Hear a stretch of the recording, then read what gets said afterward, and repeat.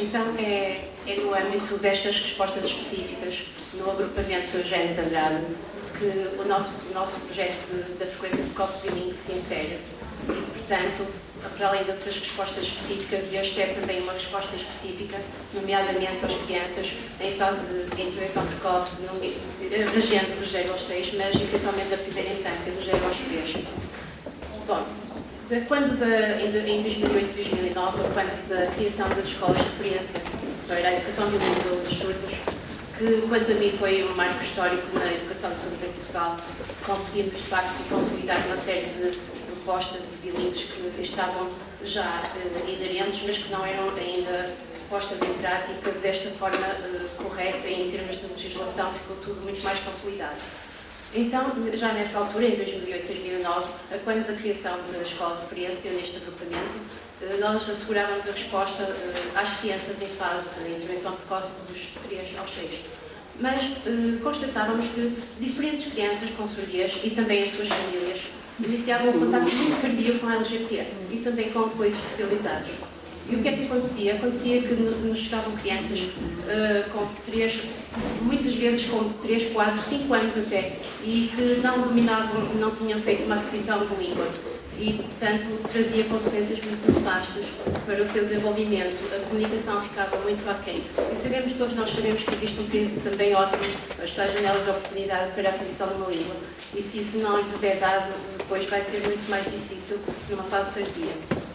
Então, depois de termos constatado estas necessidades, nessa altura surgiu a ideia, de facto, de avançar com este atendimento específico a esta população antes dos 3 anos. E foi neste âmbito que se criou o projeto da frequência precoce bilingue para atender essas necessidades.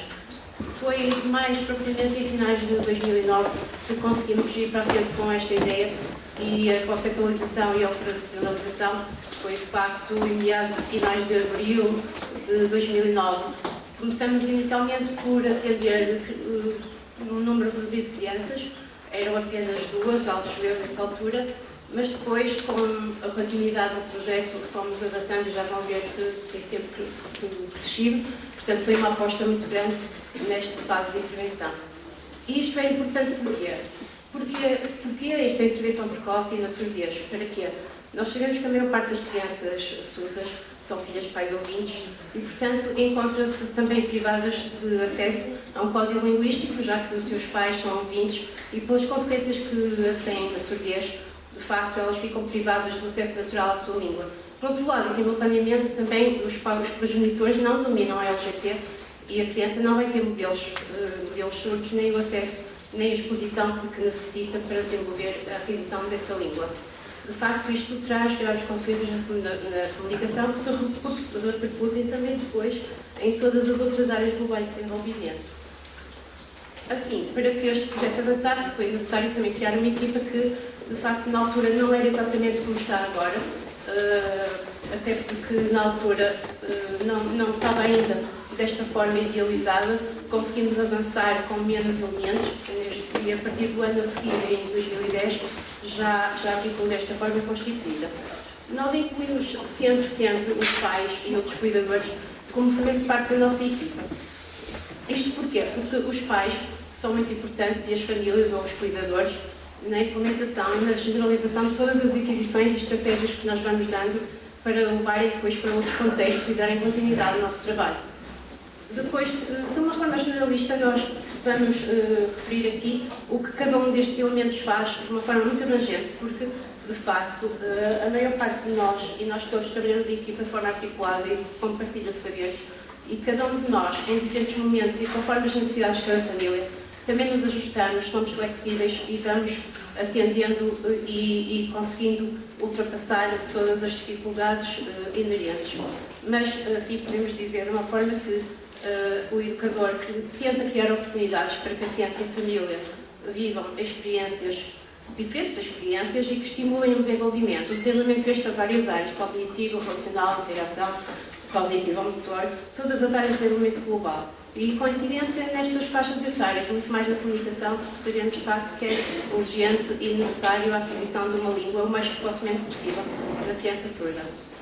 O docente da LGP E eu digo docente porque, e aqui refiro-se sempre formadoras, eu acho que já terminaram a licenciatura e para mim são docentes.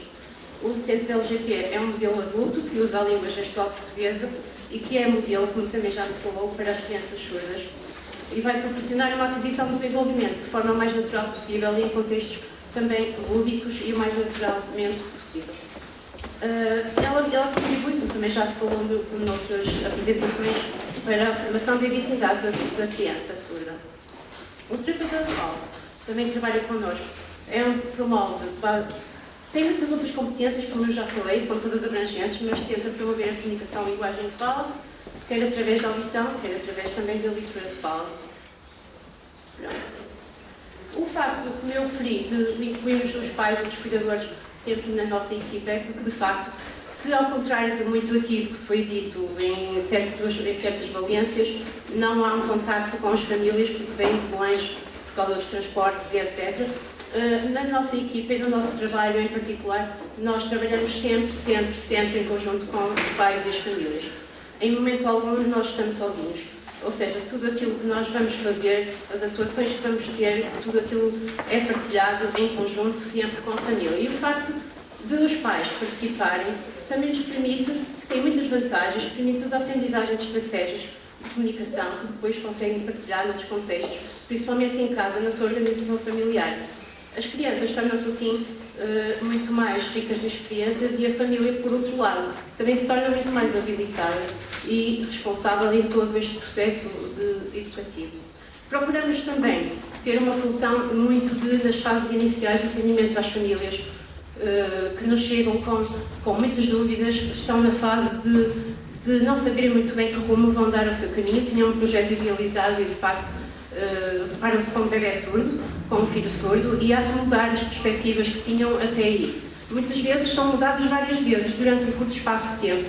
Isso cria imensas dificuldades àquela família em ultrapassar as fases de negação, de dúvida, do luto, de aceitação e depois de conseguir ir para a frente e reorganizar-se na sua vida.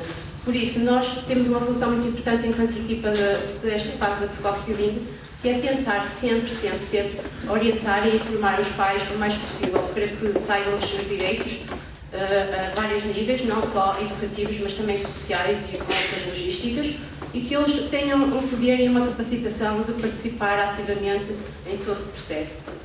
Ora, tudo isto não é nada fácil. De facto, articular com vários elementos da equipe e com os pais e famílias e outras entidades sempre presentes é um trabalho muito árduo, difícil e exige colaboração. Exige muita colaboração. Para mim, este é um paradigma importantíssimo, a que eu chamaria o paradigma da colaboração. E que tipo, então, de colaboração é que faz a diferença? Eu penso que a colaboração é, neste caso, a diferentes níveis.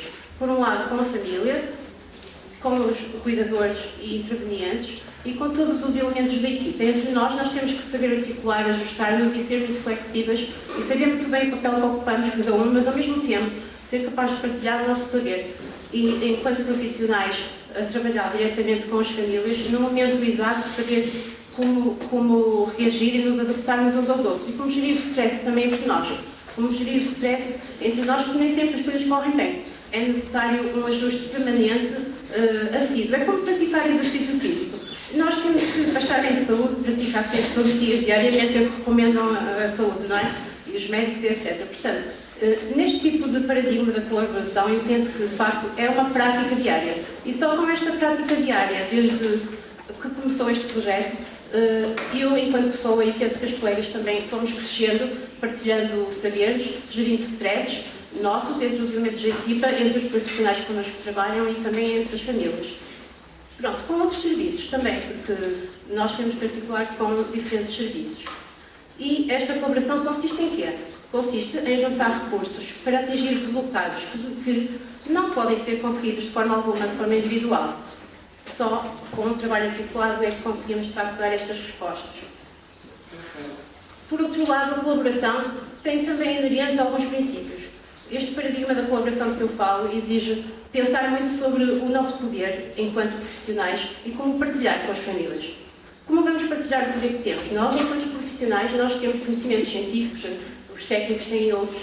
Este saber todo inerente, nós sabemos que há de facto conhecimentos que são muito importantes nós partilhamos com as famílias. Nós temos conhecimento sobre o desenvolvimento da criança, sobre as etapas mais cruciais e sabemos, tanto a nível motor, a nível cognitivo, a nível relacional, a nível socioafetivo, da comunicação e linguagem, nós sabemos que isto é importante, passar estas fases e estas etapas para os pais, para também eles poderem depois reorganizar-se e atuar e terem conhecimento acerca destas fases. Porque muitas vezes não têm e estão na descoberta do que é o seu papel enquanto família. E nós ajudamos também nesta procura constante. Por outro lado, nós sabemos também que as famílias têm um grande poder, não é só dos técnicos nem dos profissionais.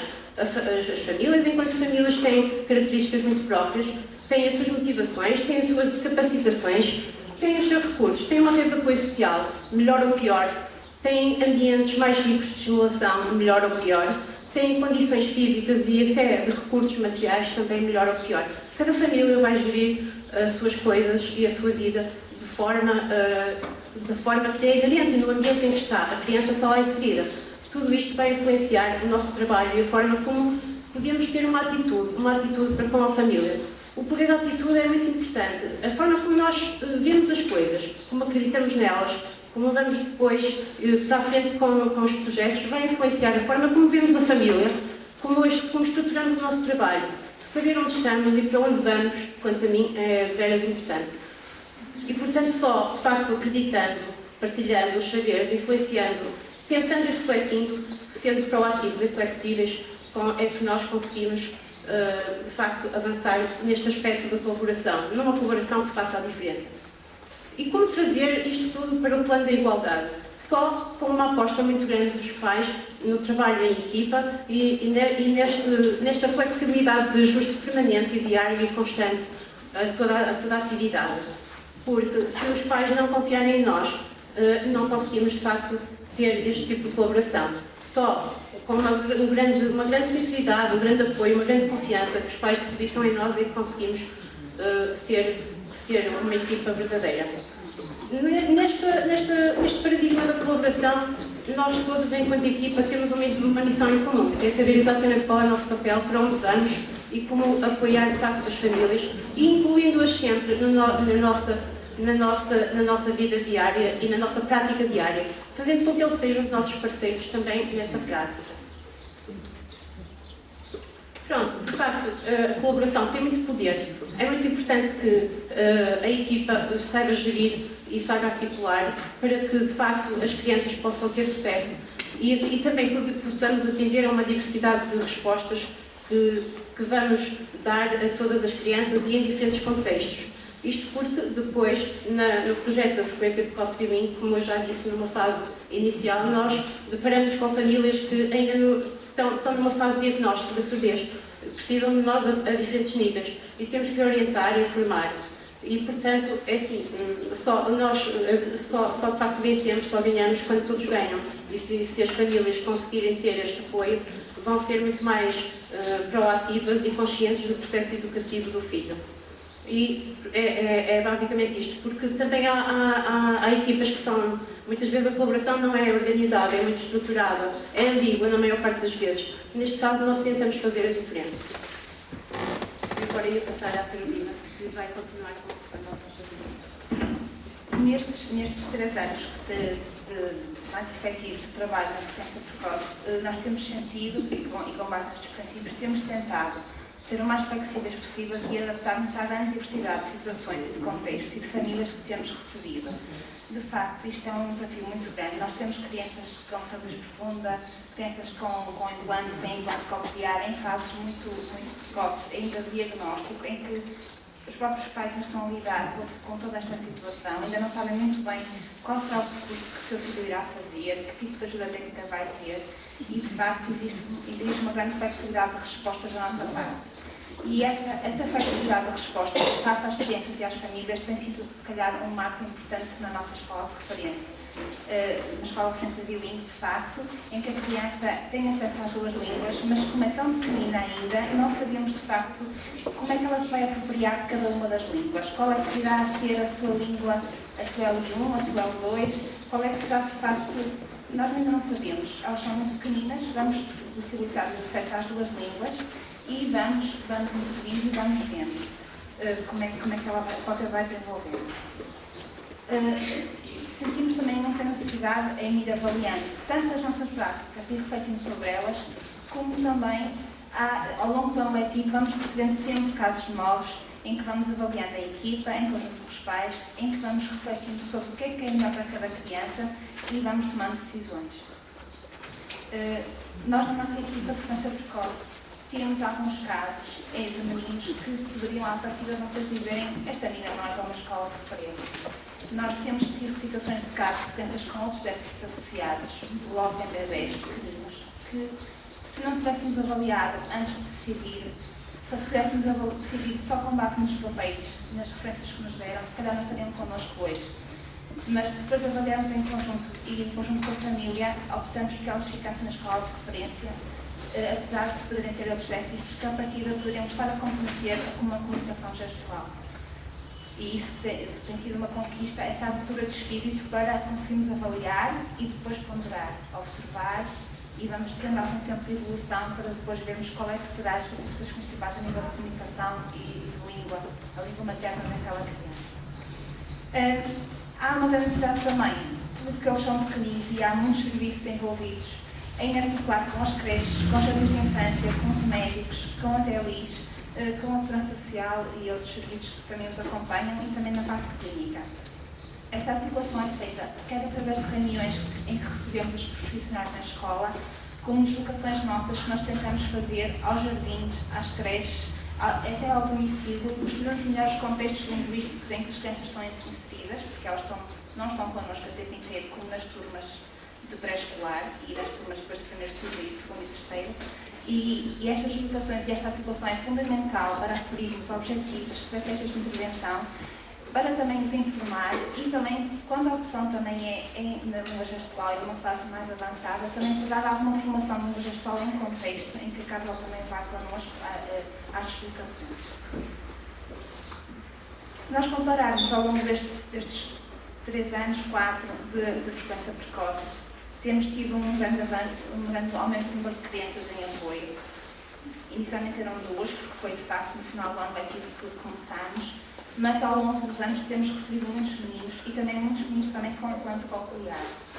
E eu acho que isto é muito importante, porque muitos pais já têm percebido, e algumas equipas também hospitalares, clínicas e médicos, têm percebido que a escola de referência não implica, não são só para os surdos profundos, são para todas as crianças surdas. Todas as crianças surdas têm direito a ser bilíngues, independentemente do seu grau de surdez. E o facto de eles poderem estar cá e poderem ter acesso à informação, é depois a opção dos pais poderem ter uma educação bilíngue, independentemente de terem implante coclear, de terem prótese. Muitos, este no presente ano letivo, muitos dos nossos meninos ainda não têm qualquer ajuda técnica para a audição, porque também estão, de facto, ainda em avaliação e em tomadas de decisão do que é melhor para eles, se precisam de ser operados, se precisam de prótese, se não precisam de uma, de 2, de implante. Ainda não há grandes decisões, mas, entretanto, não vamos esperar. Vamos intervindo com base nas estatísticas que eles têm. A criança, como eu já disse, vai ter acesso às 2 línguas, vai ser apropriado de uma de ambas e de uma de cada de forma individual e única. E a maior parte dos pais acabam por ir vendo evoluções no seu filho e optam muitas vezes, a maior parte dos nossos meninos acabam por transitar depois para a turma de pré-escolar e ficam cá depois do tempo inteiro.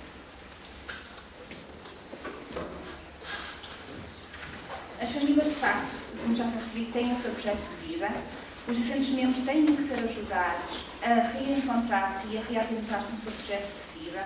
Temos que facilitar apoio, recursos e informação para que, nesta situação que para eles é crítica, que eles não estavam à espera de ter um tipo diferente, que possam reorganizar-se, reestruturar-se de forma a conseguirem tomar decisões e encontrar novos equilíbrios. Muitas vezes há uma grande dificuldade em os pais ajustarem o seu comportamento ao filho e em ajustarem o comportamento do seu filho em situações de dia a dia. Aparentemente parece que ele está a fazer uma grande birra, mas muitas vezes isso acontece porque a criança não percebeu o que vai acontecer, ela não conseguiu antecipar o que é que está a acontecer, quando é que vão agora, e agora estava a brincar e porque é que tem que me levantar e tem que sair. E estes problemas de comunicação que surgem logo muito quando eles são muito pequeninos, estas barreiras têm que ser ultrapassadas com uma base de uma comunicação visual, gestual, com recurso a muitas formas de comunicação. Se nós, teoricamente, já nos posicionamos num paradigma socioantropológico em que, de facto, para nós, a surdez é apenas uma diferença, em que ser surdo é apenas pertencer a uma minoria linguística, em que a criança com acesso à língua gestual vai ter um percurso equivalente a uma criança ouvinte. A maior parte dos nossos pais não vê a sua criança surda desta forma. Vê a sua criança surda como uma criança que é deficiente, que não é normal, que precisa de ser operada, que precisa de corrigir um problema e esta visão só muda com o tempo. Não basta nós explicarmos numa reunião, 2 reuniões, numa semana de apoio, 2 semanas de apoio, que o seu filho tem potencial e que o seu filho vai conseguir evoluir, desde que nós lhe demos as ferramentas linguísticas para o fazer. E os pais situam-se muito, têm muito esta visão das crianças e a maior parte da comunidade médica com quem nós temos que trabalhar e temos que articular, pensa assim na criança surda. Só quando eles acham que, de facto, a criança não tem potencial para a oralidade, só ao fim de 3, 4, 5 anos, que a criança não conseguiu ter a língua falada com alguma sucesso, então, olha, agora ele já aprende a língua gestual. E não pensam ao contrário. E nós temos que estar muito conscientes deste paradigma nesta fase inicial de apoio para que, de facto, consigamos lidar com todos de uma forma mais adequada e irmos aos bocadinhos mostrando aos pais que é possível e que as crianças têm potencial para evoluir. Cada família, então, é única e a visão que nós temos deles próprios também vai condicionar todo o trabalho. Nós acreditamos dos outros e o que esperamos dos outros influencia o trabalho. Nós não podemos correr o risco de nos cruzar a capacidade da família para encontrar soluções que resolvam os seus próprios problemas. Temos, de facto, de os apoiar, de os suportar, para que consigam fazer da melhor forma. Face ao diagnóstico, há, de facto, grandes mudanças no nível de padrões de interação da criança e dos pais com os próprios filhos. Muitos pais deixam de falar com eles, porque acham que não vale a pena, porque ele não consegue ouvir. Muitas vezes deixam de cantar, deixam de lhes cantar. E estas dificuldades de comunicação vão crescendo e temos crianças com muitos problemas de comportamento, como birras que acontecem, porque há grandes dificuldades de comunicação. E à medida que vamos começar a intervir e vamos, quando um certo conjunto de estratégias, este comportamento volta a estabilizar, as birras diminuem, porque conseguimos comunicar de forma muito mais eficaz, com formas visuais, gestuais, gestual, com imagens, e tudo começa a reorganizar-se novamente. Uma grande preocupação que os pais têm quando vêm para a escola de referência, como a escola bilingue, é se aprender as 2 línguas não vai ser confuso para eles. Se o gesto, de facto, ajuda a aquisição da fala, se os gestos vão prejudicar a aquisição da língua falada. Aos bocadinhos também, não é? Temos que ter algum tempo de intervenção. Os pais começam a perceber que não. Que muitas coisas eles conseguem, não lhes faz confusão nenhuma, mas percebem que é o mesmo conceito, que podem dizer popó, podem oralizar, podem ler nos lábios popó e podem gestualizar. As crianças conseguem perceber isto com alguma rapidez e os pais também, à medida que vamos intervindo. De facto, são 2 línguas diferentes, uma língua é visoespacial, a outra é alveoral, e as crianças não têm dificuldade em se apropriar das línguas e em fazer estes paralelismos e desenvolver conceitos com muita capacidade, com muita rapidez.